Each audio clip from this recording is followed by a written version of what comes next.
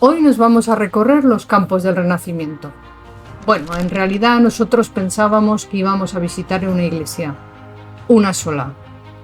Todo empezó cuando la inteligencia artificial nos recomendó acercarnos a la iglesia de Santa María de Becerril de Campos. Parecía un plan tranquilo para pasar la mañana. Lo que la inteligencia artificial no tuvo bien contarnos es que aquello formaba parte de una ruta compuesta por 5 iglesias repartidas por varios pueblos. Cuando llegamos y nos explicaron cómo funcionaba la visita, nos miramos y pensamos, ¿5 iglesias? ¿Hoy? Y así, sin comerlo ni beberlo, nuestro día tranquilo se convirtió en una auténtica gincana por tierra de Campos.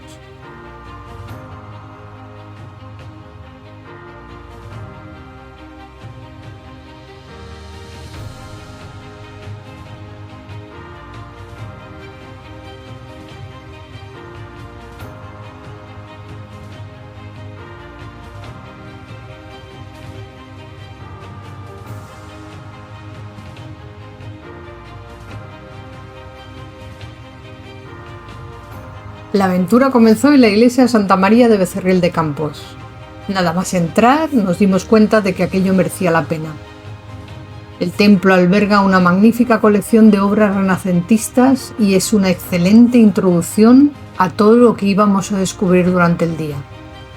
Mientras recorríamos sus salas, también hacíamos cálculos mentales. Si queríamos ver las 5 iglesias, había que ponerse las pilas. Lo que al principio parecía una visita relajada, empezaba a parecer una carrera de fondo.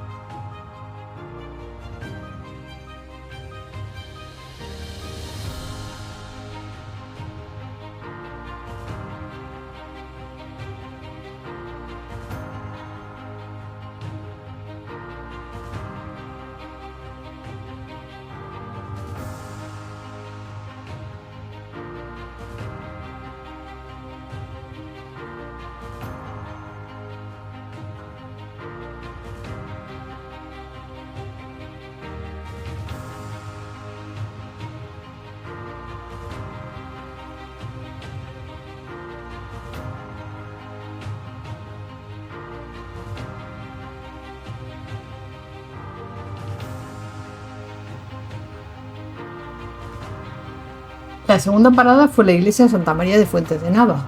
Como en la visita anterior, seguimos descubriendo obras de arte y rincones que nos hicieron entender por qué este recorrido recibe el nombre de Campos del Renacimiento. Pero aquí encontramos algo que llamó especialmente la atención de Víctor.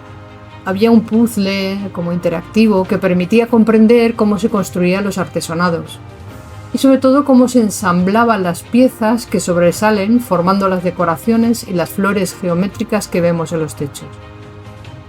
Mientras algunos observábamos la exposición, Víctor se puso manos a la obra.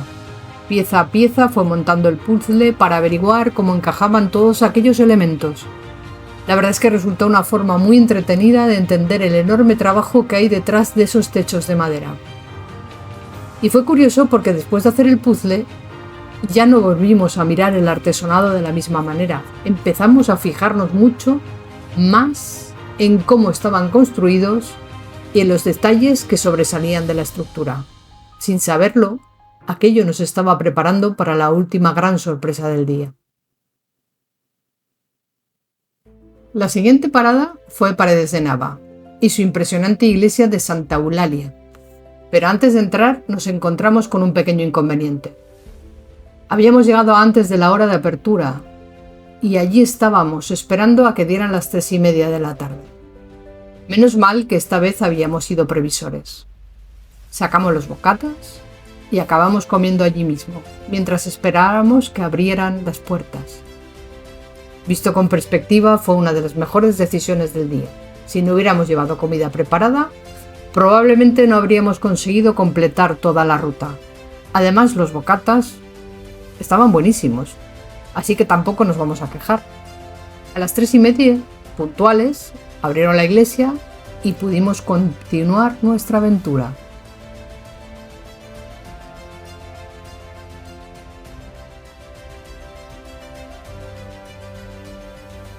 La espera mereció la pena. Santa Eulalia impresiona por sus dimensiones y por la importancia artística de las obras que conserva. Paredes de Nava es además la localidad natal de Pedro Berruguete, uno de los grandes pintores del Renacimiento español. Mientras recorríamos la iglesia, ya empezábamos a mirar el reloj con cierta frecuencia. Nos quedaban 2 visitas más y queríamos llegar a tiempo.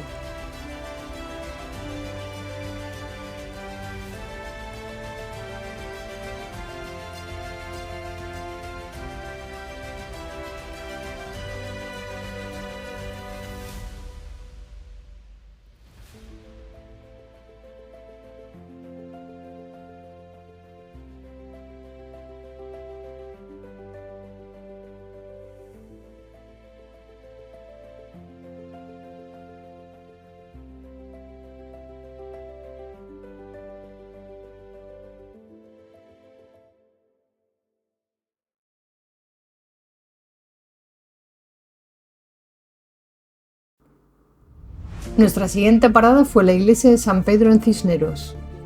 Aquí nos recibió un joven historiador del arte cuya función era simplemente comprobar las entradas que ya habíamos comprado en la primera iglesia. Sin embargo, decidió ir mucho más allá y nos explicó con entusiasmo la historia del templo y todos los detalles que contenía. Una de las cosas que más nos llamó la atención fue el techo. A diferencia de otras iglesias del recorrido, aquí no había artesonado. El original se perdió en un incendio y nunca pudo recuperarse. Después del puzzle que Víctor había montado en Fuentes de Nava para entender cómo se ensamblaban esas estructuras de madera, resultó especialmente interesante contemplar aquella cubierta desnuda.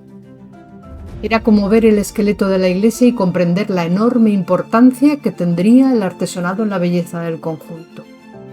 Sin saberlo, aquella visita nos estaba preparando para la siguiente parada. Ver lo que ocurre cuando un artesonado desaparece nos ayudó a valorar mucho más la joya que nos esperaba a continuación, la iglesia de San Facundo y San Primitivo, la auténtica guinda del pastel de toda la ruta.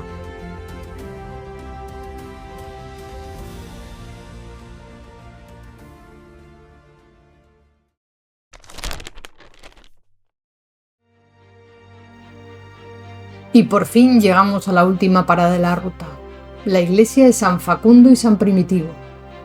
Después de todo lo que hemos visto durante el día, pensábamos que sería difícil encontrar algo capaz de sorprendernos. Pero bastó levantar la vista para cambiar de opinión. Su impresionante artesonado mudéjar domina por completo el templo y convierte el techo en una auténtica obra de arte.